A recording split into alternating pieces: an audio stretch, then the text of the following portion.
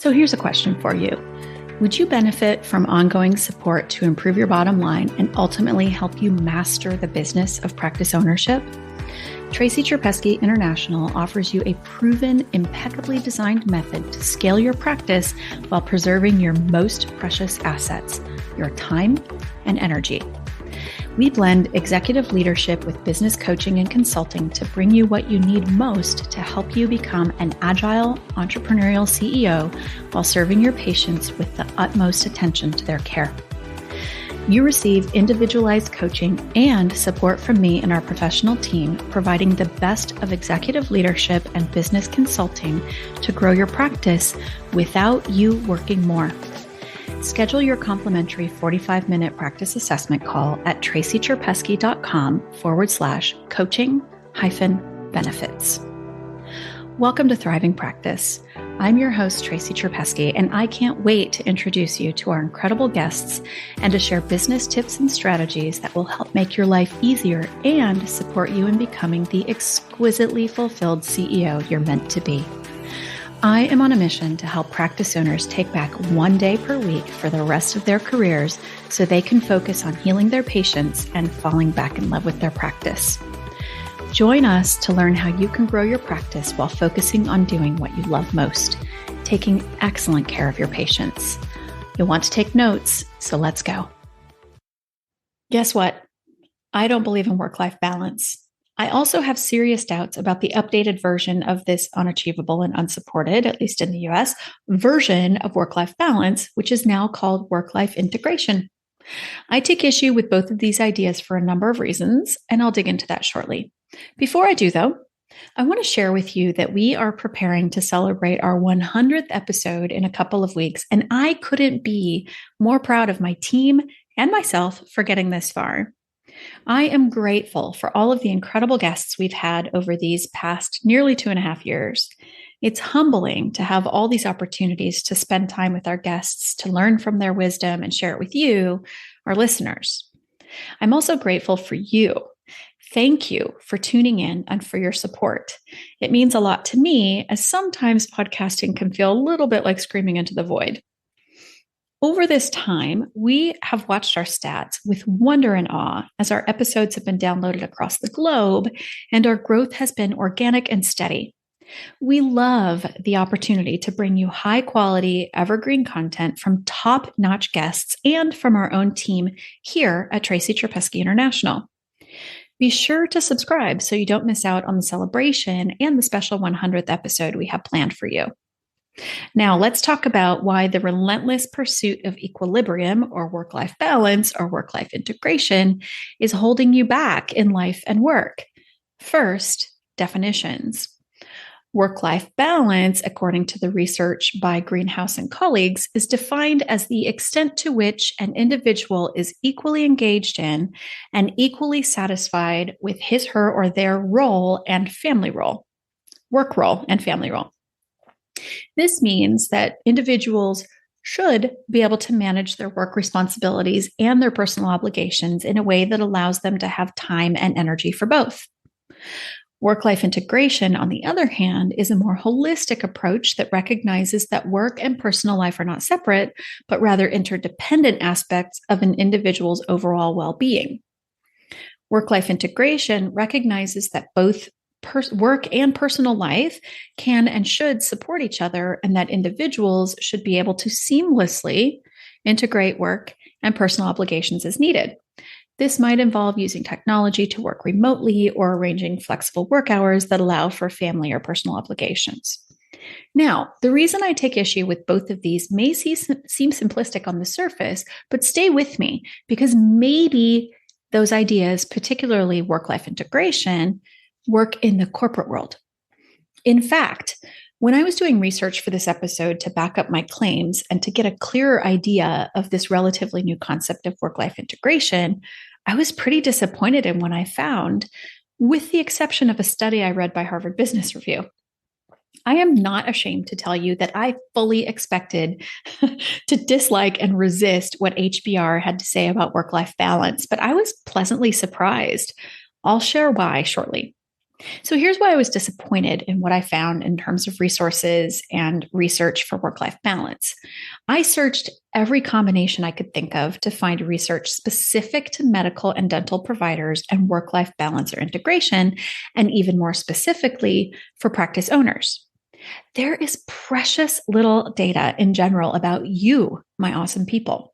I'm calling you my people because we work with practice owners and their teams, and it's frustrating as hell that there's little to no data to support you all. Even when I searched, does work life balance exist for physicians? I found one article to address the challenges of striking a balance or integration, or whatever you want to call the ability to have and enjoy life in and outside of work.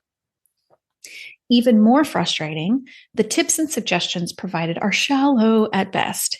Here's some advice from one of the articles I read, and I quote, "An integrated lifestyle is more the possibility than being able to separate from personal life.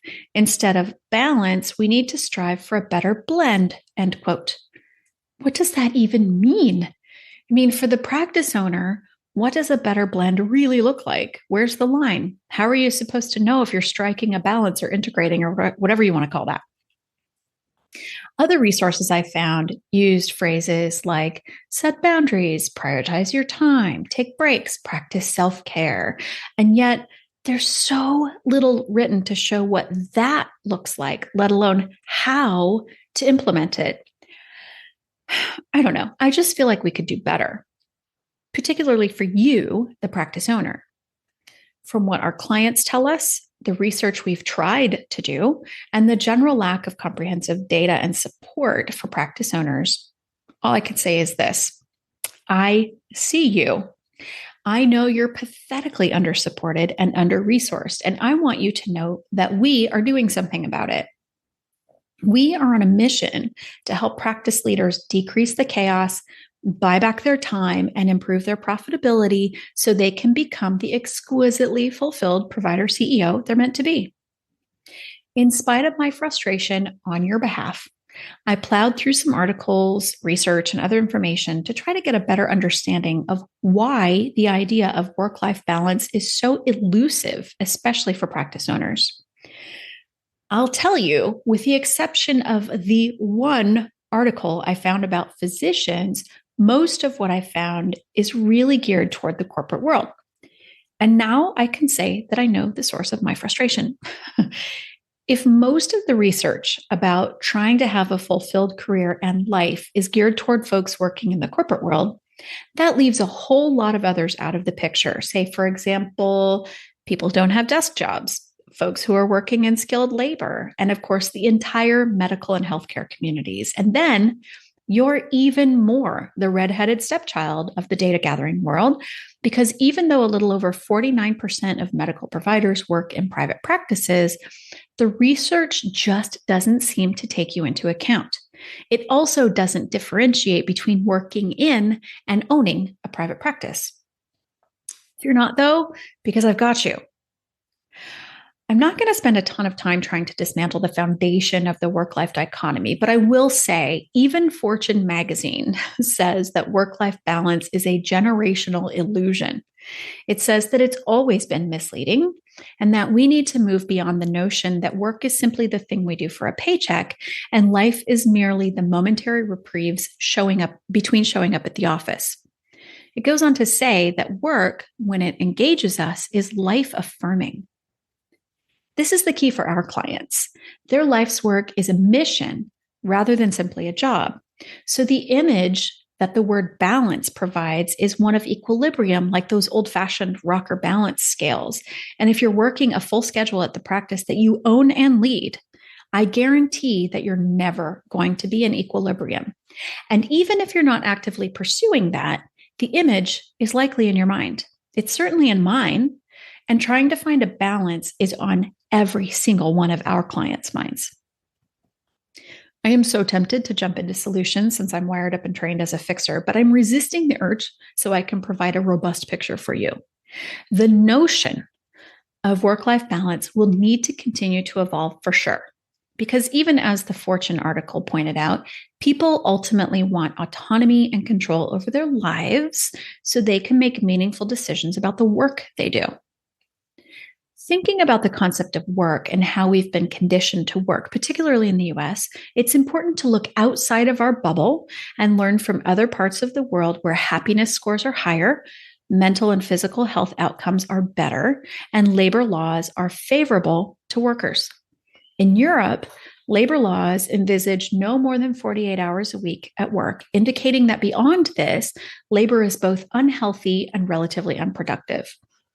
The rationale behind these laws clearly favors the well-being of workers. And if we look at the impact of overwork and lack of balance or an integrated life, we cannot ignore the negative impacts of the chronic stress associated with overworking and lack of some semblance of balance. Some of those are weaker immune response, leading to more minor illnesses, muscle aches, headaches, also increased risk of strokes and heart attacks. So what can we do about it, and how can I support you? You may recall I mentioned my surprise and delight, or maybe I didn't quite actually say that, but that I was surprised to find that a study done by Harvard Business Review took a very interesting approach to how to establish a work-life balance. And I'm going to lay it out for you and share with you how we help our clients create balance, because most of the examples they used in the study were from the perspective of the corporate world. The first thing that struck me about the article was the title. Work-life balance is a cycle, not an achievement. My mind immediately went to the work of Carol Dweck on mindset and the difference between a fixed and growth mindset. Now I totally understand why I get so irritated with the concept of balance and, to a lesser extent, the corporate approach to integration. The concept of striking a balance is fixed, or as the HBR article suggests, perceived as something to achieve. Achievement is generally a final destination. And once you've gotten there, you're done. But that's not going to work in real life, because you will need to get back up and start a new day and do it all over again. And if you have to try to achieve the same thing every day or reach the same destination, it'll likely get old or feel out of reach, since every day will bring you something new and different, because, life isn't static. Even before I get to the actionable tips, I'll start here with the title. Work-life balance is a cycle, not an achievement. Eureka, it's a mindset. When our clients ask for help in striking a work-life balance, I get very curious about what that means to them. Unsurprisingly, when they describe what they're aiming for, it's not really balance. It's, or to use the imagery, equilibrium. What they're really looking for is harmony. I love the concept of harmony, because when a bunch of notes are played at the same time and they work together well, you get a beautiful sound or a chord, which makes harmony. Or as Oxford Dictionary defines it, the combination of simultaneously sounded musical notes to produce chords and chord progressions having a pleasing effect. My kids are the music theory buffs, not me, so I'll try not to go too deep here. But think about your favorite soothing music. It's got beautiful harmonies and it works. If one of the instruments or singers is out of tune, it creates a kind of friction that's hard to listen to, especially if it lasts through the whole song or an entire symphony. The same is true in life. So we help our clients reframe the concept of balance or equilibrium and start to imagine and define what harmony looks, sounds, and feels like in their lives. Now the pressure is off to perform and reach a particular destination or achievement. When we conceptualize work-life harmony as a cycle, as the HBR study shows, now it's more about being on a continuum and striving to make adjustments over time. In my coaching, I call this constant course correction. If we're embracing a growth mindset, we'll be open to the idea of harmony as our goal rather than balance, because work-life harmony can look different every day, be pretty good, and still have room for improvement. Once you've made that slight but significant mindset shift, now you can take some action steps. So I'm going to run through the 5 steps of the work-life balance cycle in the HBR research and share some of our client experiences of creating and implementing their own strategy for work-life harmony cycle. So step 1, pause and denormalize. Take a step back and ask yourself a series of questions. What is currently causing me stress, unbalance, or dissatisfaction? How are these circumstances affecting how I perform and engage with my work? How are they impacting my personal life? What am I prioritizing? What am I sacrificing? What's getting lost? Only after you take a mental pause and acknowledge these factors can you begin to tackle them. Now, these 6 questions are very good and certainly appropriate for a longer pause and reflection, perhaps during a coaching call or while you're journaling. If you're really in it, though, in the moment, I suggest posing 2 questions that will help you pause and reflect quickly in the moment. So ask yourself these 2 questions. First one, what is causing me stress right now? And the second question, what am I willing to do to support myself through it? Your answer to the second question is really key to finding what works for you in the moment. It might be to pause, breathe, examine the facts so you can come back to more rational thinking and actions, and then ask yourself what your ideal outcome is in this situation. From there, you can start to map your path, usually from the end to the beginning. The very act of pausing and breathing will help you with emotional regulation and coming back to your center. When we feel better, we make better choices. So the pause is imperative. To get to the root of it, I invite clients to zoom out to the 10,000-foot view where we slow way down, go back to the beginning, and examine what they really want. We identify their vision, goals, and desires for their life and business. This is where denormalization comes into play in our coaching. By identifying what the true priorities are, the draw and pressure toward overwork and skewed priorities becomes less attractive and over time, less powerful. And that brings us to the second step. Step 2, pay attention to your emotions. Once you've increased your awareness of your situation, examine how that situation makes you feel. Ask yourself, do I feel energized, fulfilled, satisfied? Or do I feel angry, resentful, sad? Understanding your decisions on a rational level is important, but what we often miss and has been overlooked in the past is emotional reflexivity. Your capacity to recognize how a situation is making you feel. We pay a lot of lip service to emotional intelligence or EQ, but what we're missing is how our humanity is always with us, no matter how hard we may try to operate like a machine. So at work, we're expected to check our emotions at the door, so to speak, and stuff down all the feelings. The problem with that is that we're missing the cues and data our emotions provide us. This is why it's so important to incorporate a system or a practice for checking in with yourself. This is one of the most effective tools my clients use to stave off overworking and burnout. I recommend a daily journaling practice or even something simpler like keeping a list of what's most important to you in a visible space, say on a small note on your desk. This way, you don't always have to rely on your memory, particularly when life and business get busy and when you're tempted to slip into old patterns.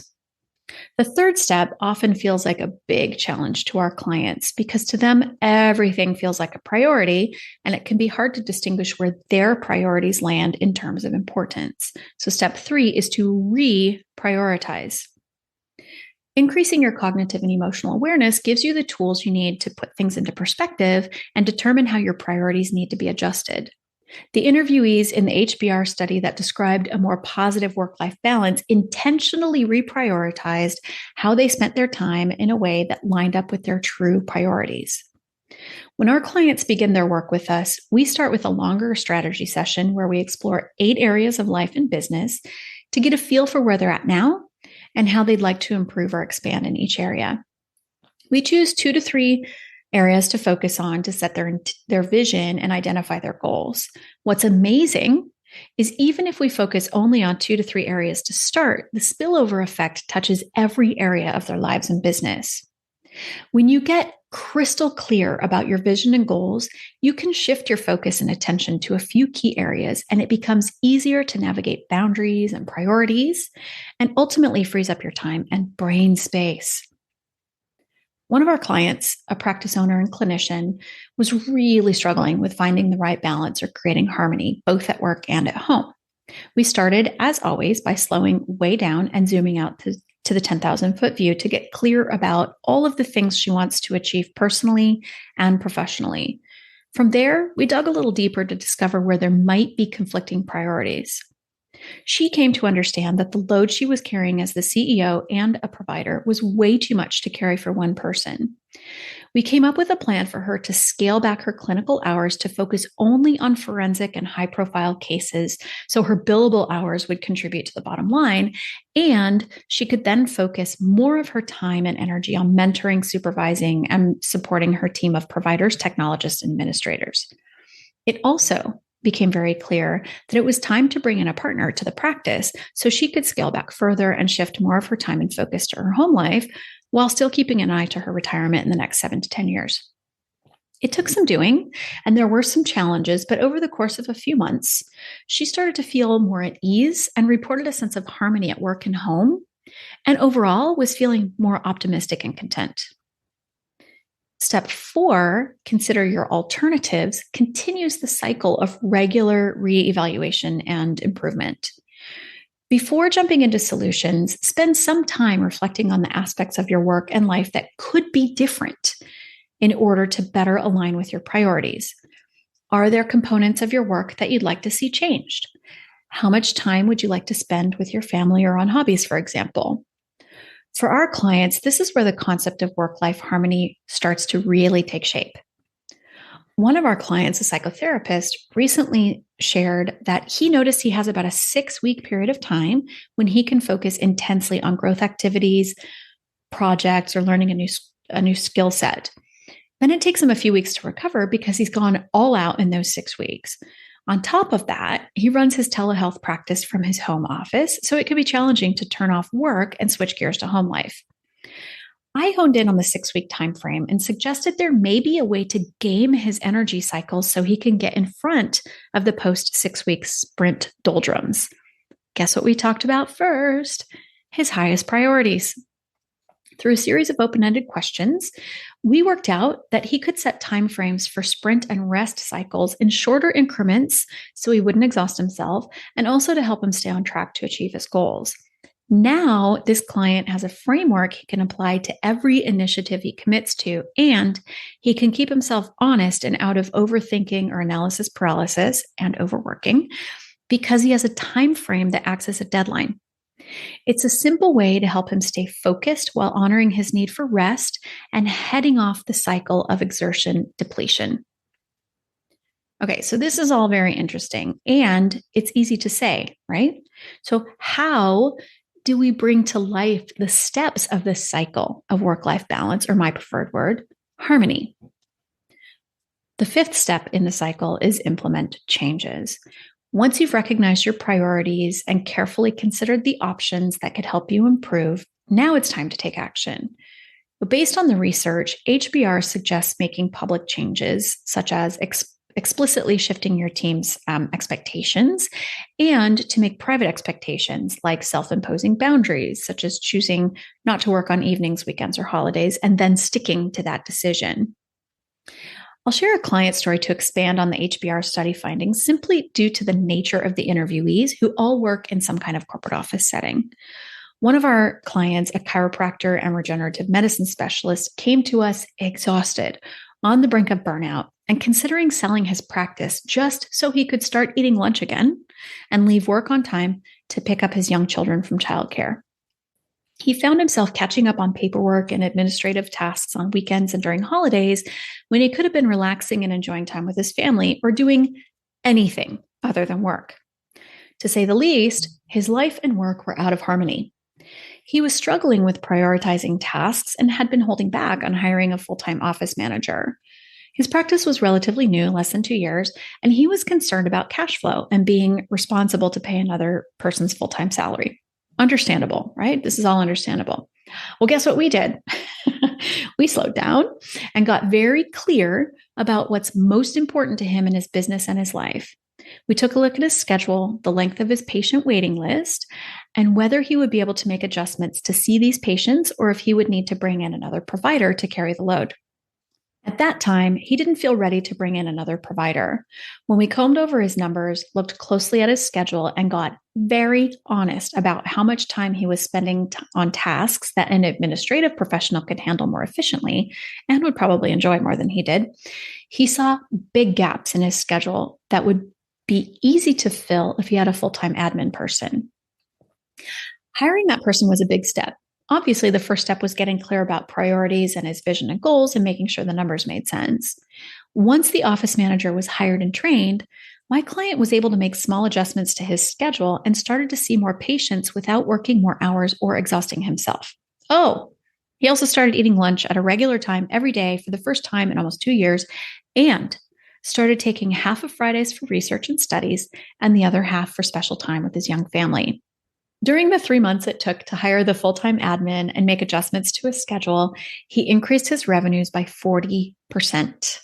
At the end of our first year working together, he doubled his revenues, and in the second year, broke ground on a new building where he and his new business partner would go on to open a multi-modality integrative clinic with multiple providers. By the way, he still takes half day Friday for research. And now that his children are in all-day school, he uses the rest of Fridays for whatever he wants to do to rest and replenish. It's important to note that the 5 steps are not a one-time activity, but an ongoing cycle of continuous reevaluation and improvement. Given that the culture of healthcare is one of long hours and intense working environments, it can be easy to slide back into the way, air quotes here, things are always done. This is where we help our clients create their system for constant course correction that will be simple to implement and remember. I've covered a lot in this episode. We started with mindset, a slight but significant shift in how we view and even name work-life balance or integration. I invite you to consider harmony as a metaphor for finding the right mix of work priorities, being the practice leader, and your life outside of work. A quick overview or review of the 5 steps in the cycle of work-life harmony. Step 1, pause and denormalize. Do this regularly so you don't slip into old habits. Take the time to get crystal clear about what you really want and why it's important to you. Tie all of your priorities into your vision and action plans. Step 2, pay attention to your emotions. Keep a journal or keep a list of what's important to you, what's most important to you in a visible place like a small note on your desk. My favorite advice, breathe deeply and often. Step 3, reprioritize. Choose 2 to 3 areas to focus on to set your vision and identify your goals. You'll be amazed at the spillover effect when you hone your focus to a few areas instead of every single area you'd like to improve. Step 4, consider your alternatives. Are there components of your work that you'd like to see changed? How much time would you like to spend with your family or on hobbies? And step 5, implement changes. Once you've recognized your priorities and carefully considered the options that could help you improve, it's time to take action. Start with 1 public and 1 private change and choose something relatively easy to implement so you can build momentum. Remember, every day brings something different. Life is not static. So adopting a growth mindset where you see life as a continuum will serve you so well. We have linked all of the resources we found helpful in preparing for this episode into the show notes. So if you're a lover of the rabbit hole to wrap your mind around a subject, you'll get a great start with them. I hope you found this episode valuable and that it's given you something to think about. If you'd like to explore how you can create harmony in your life and practice, schedule your complimentary practice assessment strategy with me. You can do that at tracycherpesky.com/coaching-benefits and click on the schedule button to get started. It would be an honor to meet with you to help you get crystal clear about what you want most and to craft a plan to move you closer to your goals and vision. That link to schedule is also in the show notes. Thank you so much for listening to this episode of Thriving Practice. I appreciate you. And I have an ask. If you got value from this show, make sure to share it. You can give a shout out on social media or tell your friends and colleagues about it. You can also subscribe so you never miss a show. To learn more about how we work with practice owners to help them take back their time, head over to tracycherpesky.com. While you're there, sign up for our newsletter, which has tips and tools for your practice success. A special thanks to our incredible team, and thanks to you, our dear listener, for sharing the gift of your time and attention. I wish you so much success as you continue to move forward in your day. If I can be a resource to you, let's schedule a time to talk. You can find the scheduling link on our website.